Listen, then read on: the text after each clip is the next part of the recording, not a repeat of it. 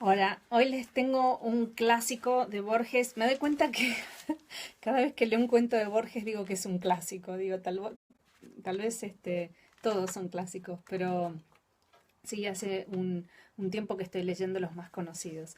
Hoy les voy a leer El Aleph, que es de 1949. Este cuento tiene de todo, de todo. Es uno de esos cuentos que se puede leer desde una perspectiva intelectual, pensando un poco en el infinito, la eternidad, el lenguaje, la realidad, la percepción, todas esas cosas lo podemos pensar desde un punto de vista más filosófico, más teórico, pero en realidad es un cuento, como todo lo que escribe Borges, a mi entender, que es súper generoso, es decir, tiene de todo, de todo. Una de las cosas que a mí más me atrae de este cuento es todo lo que tiene que ver con lo visual y todo lo que tiene que ver con lo visual en tanto definidor de la identidad. Es decir, cómo nosotros sabemos que existimos porque otro nos mira. Es un cuento de amor también, es un cuento de pérdida, de nostalgia, y es un cuento que tiene que ver con quién soy en el tiempo y quién soy en el espacio. No hace falta crear grandes teorías acerca de este tema, pero simplemente ponerse a pensar dónde estoy ubicada, quién decide dónde me ubico y cuándo estoy. Nada, como siempre los invito, eh, con la esperanza de que algún día me respondan, los invito a que me cuenten qué les parece este cuento y cuál es el elemento que ustedes rescatan o el elemento que ustedes eligen para reflexionar de este cuento. Y si no, de última, siéntense, descansen y disfruten. El Aleph, de Jorge Luis Borges. O God, I could be bounded in a nutshell and count myself a king of infinite space. Hamlet, Act 2, Scene 2. But they will teach us that eternity is the standing still of the present time, a nunc stans, as the schools call it, which neither they nor any else understand, no more than they would a hic stans for an infinite greatness of place. Leviathan 4:46. La candente mañana de febrero en que Beatriz Viterbo murió, después de una imperiosa agonía que no se rebajó un solo instante ni al sentimentalismo ni al miedo, noté que las carteleras de fierro de la Plaza Constitución habían renovado no sé qué aviso de cigarrillos rubios. El hecho me dolió, pues comprendí que el incesante y vasto universo ya se apartaba de ella, y que ese cambio era el primero de una serie infinita. Cambiará el universo, pero yo no, pensé con melancólica vanidad. Alguna vez, lo sé, mi vana devoción le había exasperado. Muerta yo podía consagrarme a su memoria, sin esperanza, pero también sin humillación. Consideré que el 30 de abril era su cumpleaños. Visitar ese día la casa de la calle Garay para saludar a su padre y a Carlos Argentino Daneri, su primo hermano, era un acto cortés, irreprochable, tal vez ineludible. De nuevo aguardaría en el crepúsculo de la abarrotada salita. De nuevo estudiaría las circunstancias de sus muchos retratos. Beatriz Viterbo, de perfil, en colores. Beatriz con antifaz, en los carnavales de 1921. La primera comunión de Beatriz. Beatriz el día de su boda con Roberto Alessandri. Beatriz poco después del divorcio, en un almuerzo del Club Hípico. Beatriz en Quilmes, con Delia San Marco Porcel y Carlos Argentino. Beatriz con el pequinés que le regaló Villegas a Edo. Beatriz de frente y de 3/4, sonriendo, la mano en el mentón. No estaría obligado, como otras veces, a justificar mi presencia con módicas ofrendas de libros, libros cuyas páginas finalmente aprendí a cortar para no comprobar meses después que estaban intactos. Beatriz Viterbo murió en 1929.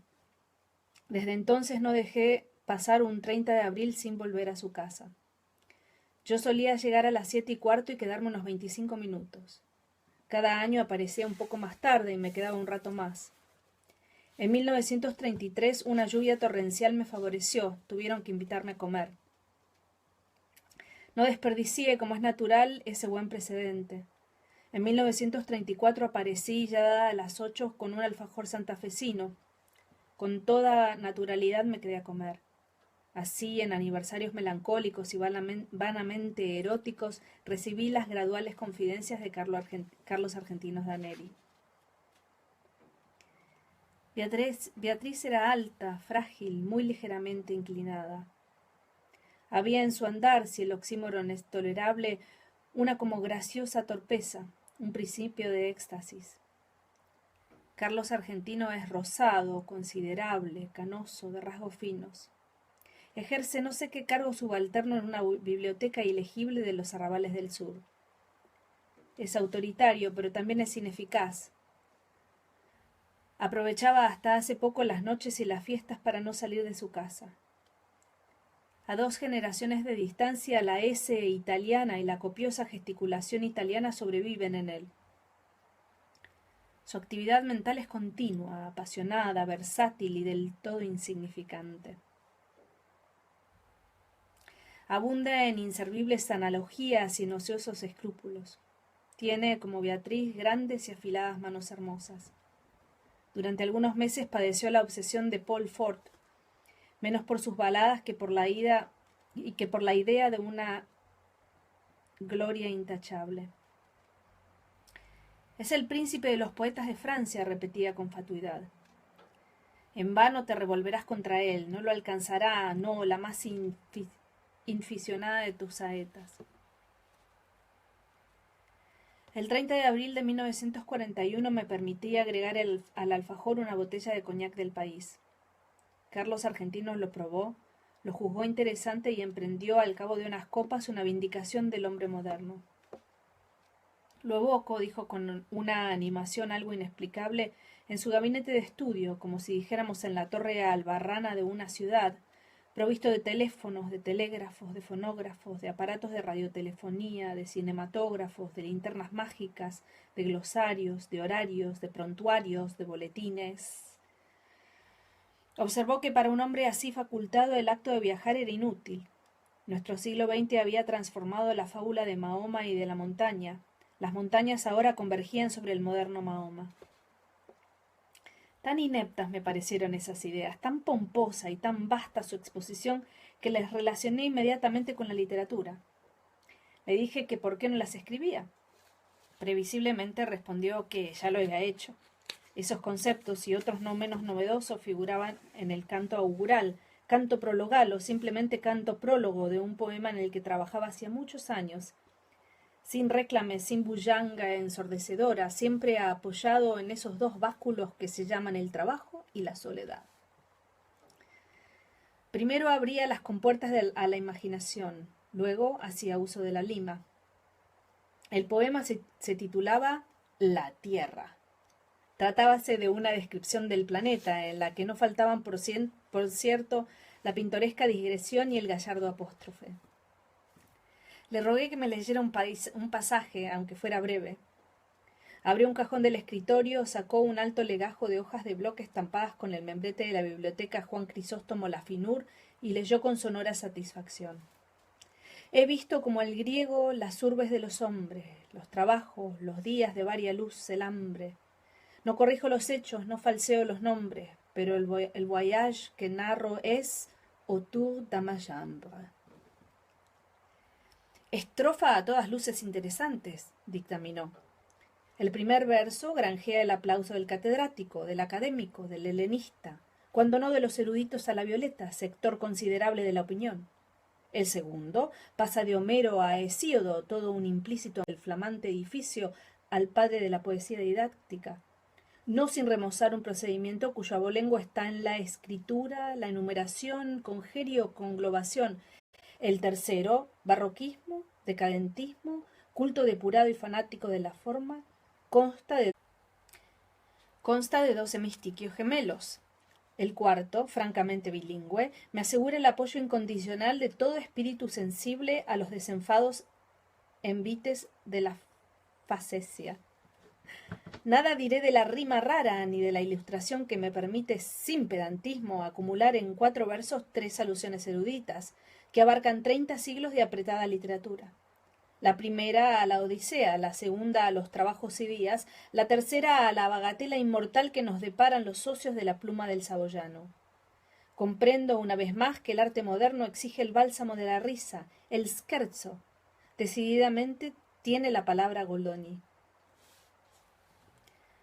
Otras muchas estrofas me leyó que también obtuvieron su aprobación y su comentario profuso.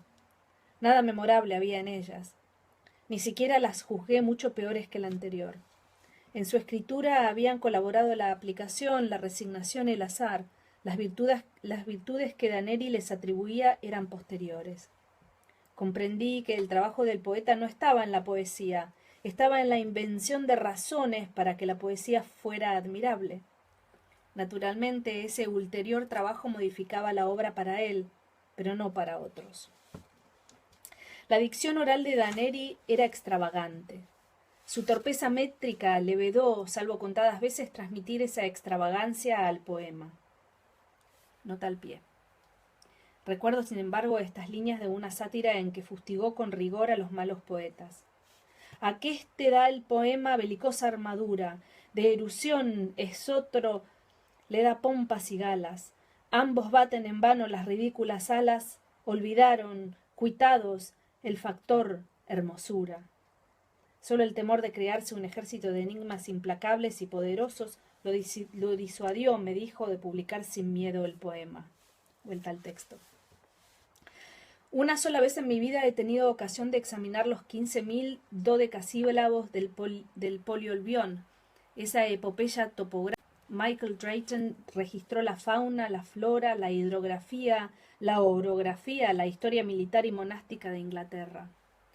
Estoy seguro de que ese producto considerable, pero limitado, es menos tedioso que la vasta empresa congénere de Carlos Argentino. Este se proponía versificar toda la redondez del planeta. En 1941 ya había despachado unas hectáreas del estado de Queensland, más de un kilómetro del curso del Ob, un gasómetro al norte de Veracruz, las principales casas de comercio de la parroquia de la Concepción, la quinta de Mariana Cambaceres de Alvear en la calle 11 de septiembre en Belgrano, y un establecimiento de baños turcos no lejos del acreditado acuario de Brighton. Me leyó ciertos laboriosos pasajes de la zona australiana de su poema. Esos largos e informes alejandrinos carecían de la relativa agitación del prefacio. Copio una estrofa. Sepan, a manderecha del poste rutinario, viviendo, claro está, desde el nor-noroeste, se aburre una osamenta, color blanquiceleste, que da al corral de ovejas catadura del osario. ¡Dos audacias! Grito con exultación. ¡Rescatadas! Te oigo mascullar por el éxito. Lo admito. Una, el epíteto rutinario que certeramente denuncia en passant el inevitable tedio inherente a las faenas pastoriles y agrícolas, tedio que ni las geórgicas ni nuestro ya laureado don Segundo se atrevieron jamás a denunciar así, al rojo vivo. Otra, el enérgico prosaísmo, se aburre una osamenta, que el melindroso querrá excomulgar con horror, pero que apreciará más que su vida el crítico de gusto viril. Todo el verso, por lo demás, es de muy subidos quilates. El segundo mistiquio entabla animadísima charla con el lector. Se adelanta a su viva curiosidad, le pone una pregunta en la boca y la satisface al instante. ¿Y qué me dices de ese hallazgo blanquiceleste? El pintoresco neologismo sugiere el cielo, que es un factor importantísimo del paisaje australiano. Sin esa evocación resultarían demasiado sombrías las tintas del boceto, y el lector se vería compelido a cerrar el volumen, herida en lo más íntimo del alma de incurable y negra melancolía. Hacia medianoche me despedí. 2 domingos después, Daneri me llamó por teléfono, entiendo que por primera vez en la vida. Me propuso que nos reuniéramos a las 4 para tomar juntos la leche en el contiguo salón bar que el progresismo de Zunino y de Zungri, los propietarios de mi casa, recordarás, inaugura en la esquina, confitería que te importará conocer. Acepté, con más resignación que entusiasmo. Nos fue difícil encontrar mesa. El salón bar, inexorablemente moderno, era apenas un poco menos atroz que mis previsiones. En las mesas vecinas, el excitado público mencionaba las sumas invertidas sin regatear por su Nino y por su Hungry. Carlos Argentino fingió asombrarse de no sé qué primores de la instalación de la luz, que sin duda ya conocía, y me dijo con cierta severidad: «Mal de tu grado habrás de reconocer que este local se parangona con los más encopetados de Flores». Me releyó después 4 o 5 páginas del poema. Las había corregido según un depravado principio de ostentación verbal. Donde antes escribió azulado, ahora abundaba en azulino, azulenco y hasta azulillo. La palabra lechoso no era bastante fea para él. En la impetuosa descripción de un lavadero de lanas prefería lactario, lacticinoso, lactescente, lechal. Denostó con amargura a los críticos. Luego, más benigno, los equiparó a esas personas que no disponen de metales preciosos ni tampoco de prensas de vapor, laminadores y ácidos sulfúricos para la acuñación de tesoros, pero que pueden indicar a los otros el sitio de un tesoro. Acto continuo censuró la prologomanía, de la que ya hizo mofa en la donosa prefación del Quijote, el príncipe de los ingenios. Admitió, sin embargo, que en la portada de la nueva obra convenía el prólogo vistoso.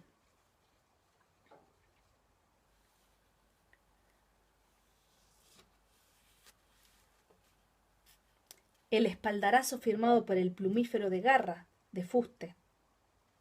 Agregó que pensaba publicar los cantos iniciales de su poema. Comprendí entonces la singular invitación telefónica. El hombre iba a pedirme que prologara su pedantesco fárrago. Mi temor resultó infundado. Carlos Argentino observó con admiración rencorosa que no creía errar el epíteto al calificar de sólido el prestigio logrado en todos los círculos por Álvaro Melián Lafinur, hombre de letras, que si yo me empeñaba prologaría con embeleso el poema. Para evitar el más imperdonable de los fracasos, yo tenía que hacerme portavoz de 2 méritos inconclusos: la perfección formal y el rigor científico, porque ese dilatado jardín de tropos, de figuras, de galanuras, no tolera un solo detalle que no confirme la severa verdad. Agregó que Beatriz siempre se había distraído con Álvaro. Asentí, profusamente asentí. Aclaré, para mayor verosimilitud, que no hablaría el lunes con Álvaro, sino el jueves, en la pequeña cena que suele coronar toda reunión del club de escritores. No hay tales cenas. Pero es irrefutable que las reuniones tienen lugar los jueves, hecho que Carlos Argentino Daneri podría comprobar en los diarios y que dotaba de cierta realidad a la frase. Dije, entre adivinatorio y sagaz, que antes de abordar el tema del prólogo describiría el curioso plan de la obra. Nos despedimos. Al doblar por Bernardo de Irigoyen encaré con toda imparcialidad los porvenires que me quedaban. Hablar con Álvaro y decirle que el primo hermano de aquel de Beatriz, ese eufemismo explicativo me permitiría nombrarla. Había elaborado un poema que parecía dilatar hasta lo infinito las posibilidades de la cacofonía y del caos. O B. No hablar con Álvaro. Preví lúcidamente que mi desidia optaría por B. A partir del viernes a primera hora empezó a inquietarme el teléfono. Me indignaba ese instrumento que algún día produjo la irrecuperable voz de Beatriz, que pudiera rebajarse a receptáculo de las inútiles y quizá coléricas quejas de ese engañado Carlos Argentino Daneri. Felizmente nada ocurrió, salvo el rencor inevitable que me inspiró aquel hombre que me había impuesto una delicada gestión y luego me olvidaba. El teléfono perdió sus terrores, pero a fines de octubre Carlos Argentino me habló. Estaba agitadísimo. No identifiqué su voz al principio. Con tristeza y con ira balbuceó que esos ya ilimitados Zunino y Zungri, so pretexto de ampliar su desaforada confitería, iban a demoler su casa. La casa de mis padres, mi casa, la vieja casa inveterada de la calle Garay, repitió quizá olvidando su pesar en la melodía. No me resultó muy difícil compartir su congoja. Ya cumplidos los 40 años, todo cambio es un símbolo detestable del pasaje del tiempo. Además, se trataba de una casa que para mí aludía infinitamente a Beatriz. Quise aclarar ese delicadísimo rasgo. Mi interlocutor no me oyó. Dijo que si Zunino y Zungri persistían en ese propósito absurdo, el doctor Zuni y su abogado los demandaría ipso facto por daños y perjuicios, y los obligaría a abonar 100.000 nacionales. El nombre de Zuni me impresionó. Su bufete en Caseros y Tacuarí es de una seriedad proverbial. Interrogué si éste se había encargado ya del asunto. Daneri dijo que le hablaría esa misma tarde. Vaciló y con esa voz llana, impersonal, a que solemos recurrir para confiar algo muy íntimo, dijo que para terminar el poema le era indispensable la casa, pues en un ángulo del sótano había un alef.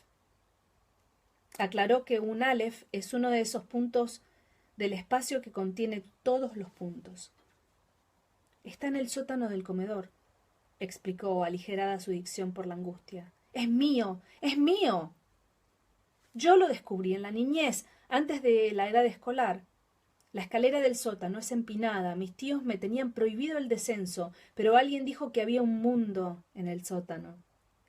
Se refería, lo supe después, a un baúl, pero yo entendí que había un mundo. Bajé secretamente, rodé por la escalera vedada, caí. Al abrir los ojos, vi el Aleph.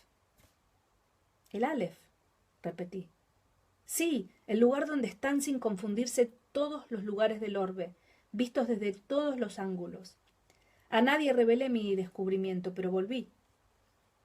El niño no podía comprender que le fuera deparado ese privilegio para que el hombre burilara el poema. No me despojarán Zunino y Zungri, no, y 1000 veces no. Código en mano, el doctor Zuni probará que es inajenable mi Aleph. Traté de razonar. Pero, ¿no es muy oscuro el sótano? La verdad no penetra en un entendimiento rebelde. Si todos los lugares de la tierra están en el Aleph, ahí estarán todas las luminarias, todas las lámparas, todos los veneros de luz. Iré a verlo inmediatamente. Corté, antes de que pudiera emitir una prohibición. Basta el conocimiento de un hecho para percibir en el acto una serie de rasgos confirmatorios, antes insospechados. Me asombró no haber comprendido hasta ese momento que Carlos Argentino Daneri era un loco. Todos esos viterbo, por lo demás. Beatriz, yo mismo suelo repetirlo, era una mujer, una niña de una clarividencia casi implacable, pero había en ella negligencias, distracciones, desdenes, verdaderas crueldades, que tal vez reclamaban una explicación patológica. La locura de Carlos Argentino me colmó de maligna felicidad. Íntimamente siempre nos habíamos detestado. En la calle Garay la sirvienta me dijo que tuviera la bondad de esperar. El niño estaba, como siempre, en el sótano revelando fotografías. Junto al jarrón sin una flor, en el piano inútil, sonreía, más intemporal que anacrónico, el gran retrato de Beatriz, en torpes colores. No podía vernos nadie. En una desesperación de ternura me aproximé al retrato y le dije: Beatriz, Beatriz Elena Viterbo, Beatriz querida, Beatriz perdida para siempre, soy yo, soy Borges. Carlos entró poco después. Habló con sequedad. Comprendí que no era capaz de otro pensamiento que la perdición del Aleph. Una copita del pseudo coñac, ordenó, y te zampuzarás en el sótano. Ya sabes, el decúbito dorsal es indispensable. También lo son la oscuridad, la inmovilidad, cierta acomodación ocular. Te acuestas en el piso de baldosas y fijas los ojos en el 19º escalón de la pertinente escalera. Me voy, bajo la trampa y te quedas solo. Algún roedor te mete miedo, fácil empresa. A los pocos minutos ves el Aleph. El microcosmo de alquimistas y cabalistas, nuestro concreto amigo proverbial, el multum in parvo. Ya en el comedor agregó: claro está que si no lo ves, tu incapacidad no invalida mi testimonio. Baja, Muy en breve podrás entablar un diálogo con todas las imágenes de Beatriz. Bajé con rapidez, harto de sus palabras insustanciales. El sótano, apenas más ancho que la escalera, tenía mucho de pozo. Con la mirada busqué en vano el baúl de que Carlos Argentinos me habló. Unos cajones con botellas y unas bolsas de lona entorpecían un ángulo. Carlos tomó una bolsa, la dobló y la acomodó en un sitio preciso. La almohada es humildosa, explicó, pero si la levanto un solo centímetro no verás ni una pizca y te quedarás corrido y avergonzado. Repatinga en el suelo ese corpachón y cuenta 19 escalones. Cumplí con sus ridículos requisitos. Al fin se fue. Cerró cautelosamente la trampa. La oscuridad, pese a una endija que después distinguí, pudo parecerme total. Súbitamente comprendí mi peligro. Me había dejado soterrar por un loco, luego de tomar un veneno. Las bravatas de Carlos transparentaban el íntimo terror de que yo no viera el prodigio. Carlos, para defender su delirio, para no saber que estaba loco, tenía que matarme. Sentí un confuso malestar, que traté de atribuir a la rigidez y no a la operación de un narcótico.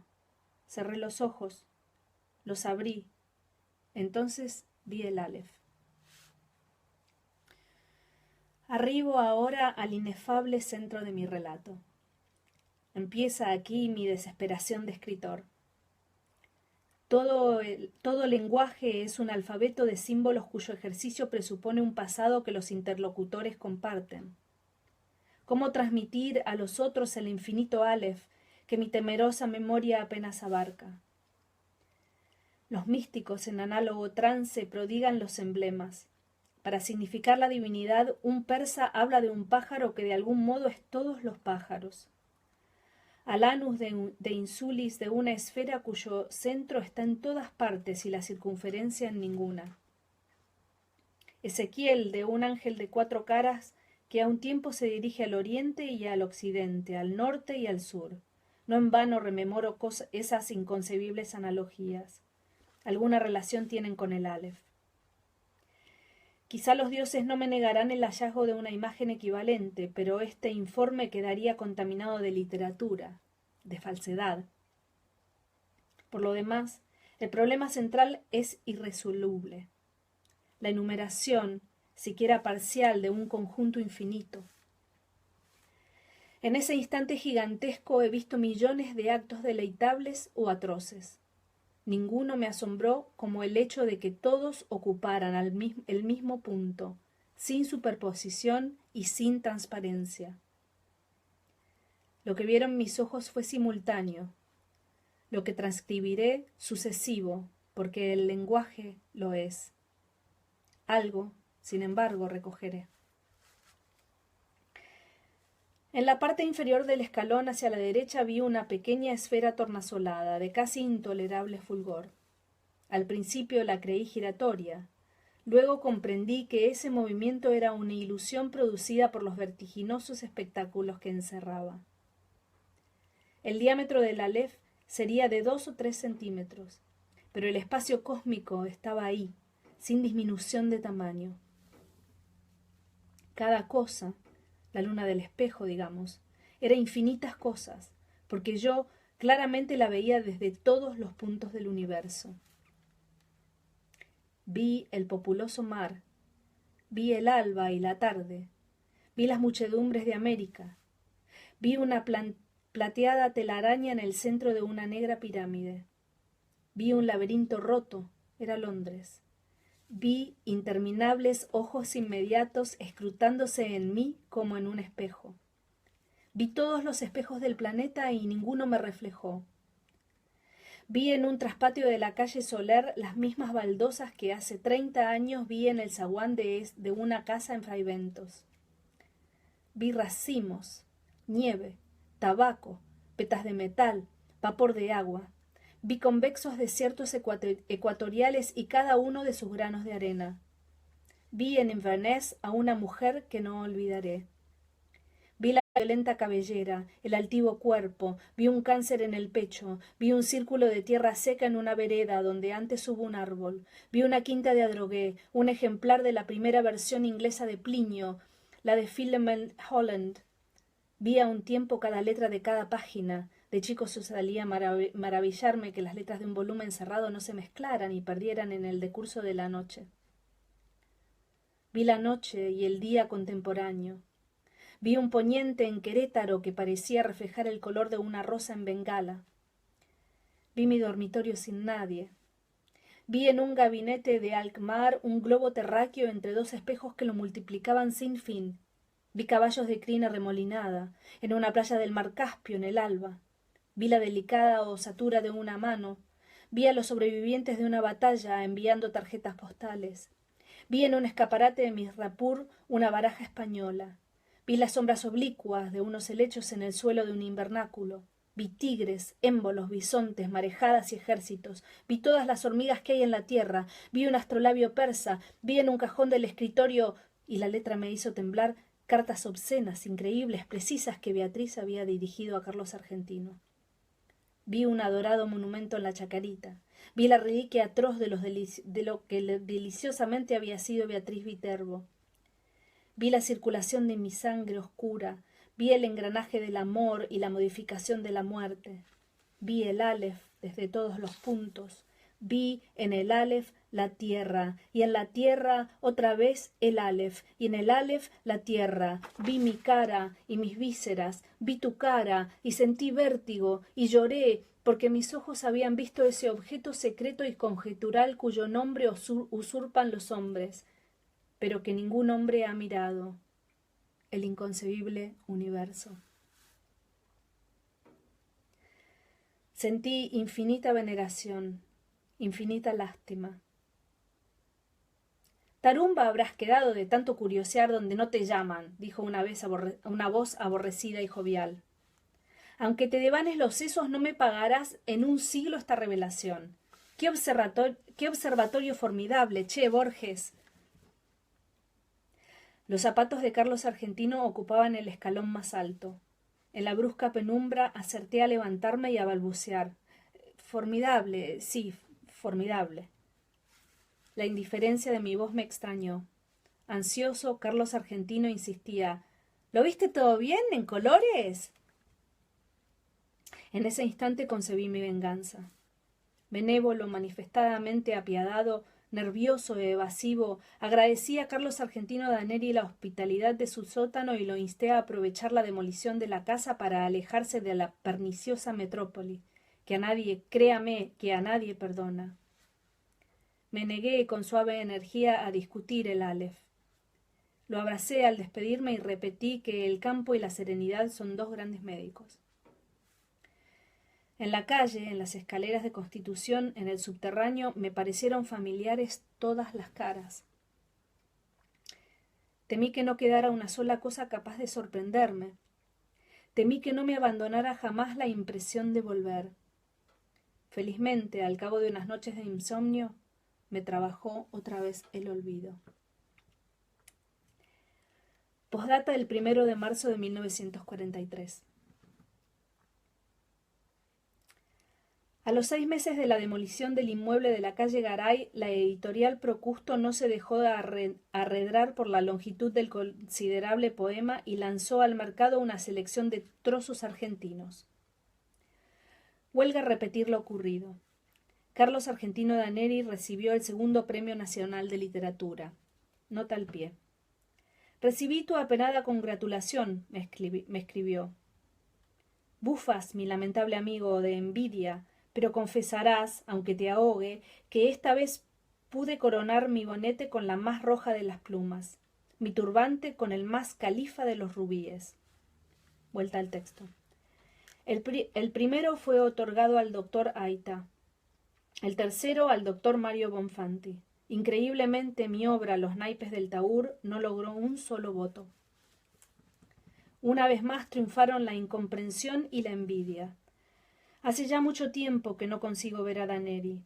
Los diarios dicen que pronto nos dará otro volumen. Su afortunada pluma, no entorpecida ya por el Aleph, se ha consagrado a versificar los epítomes del doctor Acevedo Díaz. 2 observaciones quiero agregar. Una sobre la naturaleza del Aleph, otra sobre su nombre. Como es sabido, es el de la primera letra del alfabeto de la lengua sagrada. Su aplicación al disco de mi historia no parece casual. Para la Cábala, esa letra significa el En Sof, la ilimitada y pura divinidad. También se dijo que tiene la forma de un hombre que señala el cielo y la tierra, para indicar que el mundo inferior es el espejo y es el mapa del superior.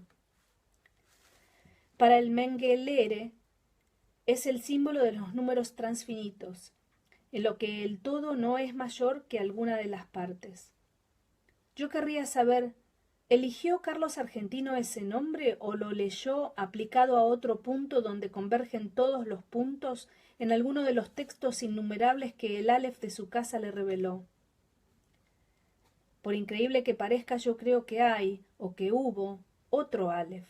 Yo creo que el Aleph de la calle Garay era un falso Aleph. Doy mis razones. Hacia 1867 el capitán Burton ejerció en el Brasil el cargo de cónsul británico.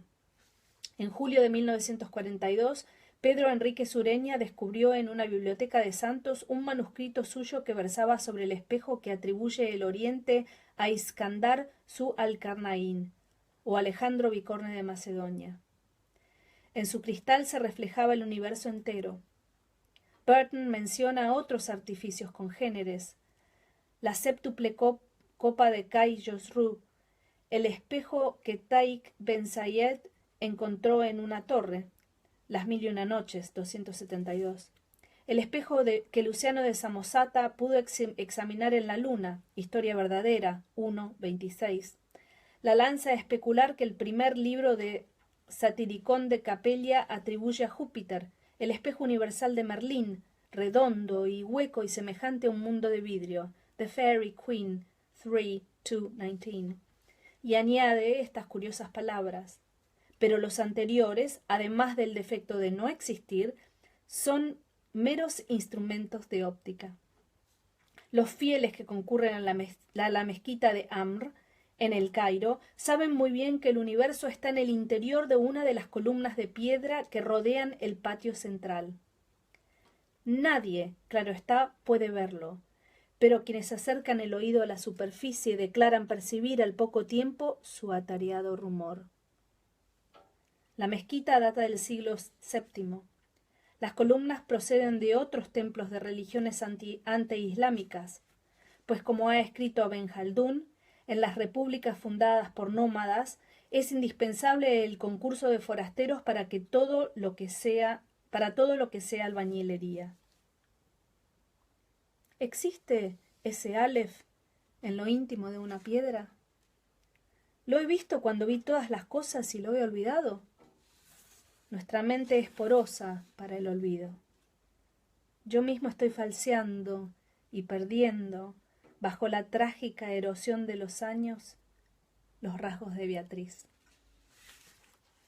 Dedicada a Estela Canto, El Aleph, de Jorge Luis Borges. Gracias por escuchar.